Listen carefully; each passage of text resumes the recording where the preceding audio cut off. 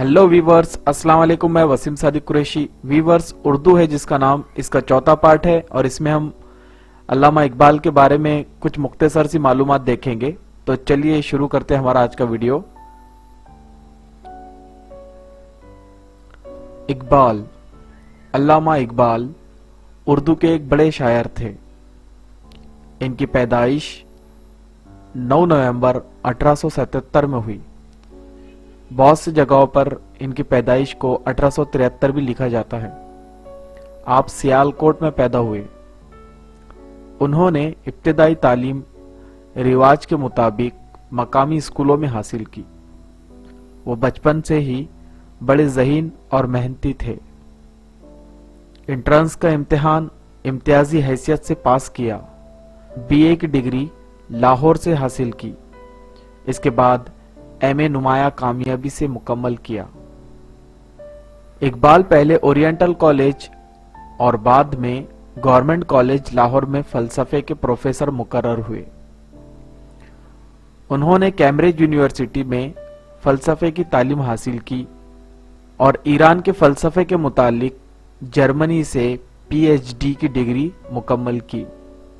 London से barrister का इम्तिहान पास किया था। विलायत से वापस आने पर हुकूमत हिंद ने उन्हें सर के खिताब से नवाजा। इकबाल को बचपन ही से शायरी का शौक था।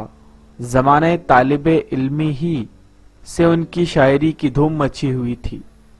उन्होंने लाहौर के एक जलसे में पहली बार नालाए यतीम के नाम से एक नज्म पढ़ी थी, जिसको सामाईन ने बहुत पसंद किया था। इकबाल ने गजल से अपनी शायरी की शुरुआत की थी, लेकिन गजल उन्हें रास नहीं आई और उन्होंने रिवायती शायरी से हटकर एक नई राह इख्तियार की और नज्म को अपना मैदान बनाया। उन्होंने अपनी शायरी के जरिए मुल्क व मिल्लत को खुलूस, मोहब्बत और हुब्बुल वतनी का पैगाम दिया। उर्दू में इकबाल के 4 मजमूए मिलते हैं: बांगे दरा, बाले जिब्रील, ज़रबे कलीम और आखिरी मजमुआ अरमगाने हिजाज है। इकबाल ने अपनी शायरी में बहुत खूबसूरत तशबीहों का इस्तेमाल किया है। एक तरफ वो फलसफा इश्क व खिरत की बात करते हैं, तो दूसरी तरफ वो कुदरती मनाजिर की बेहतरीन तस्वीर कशी करते हैं।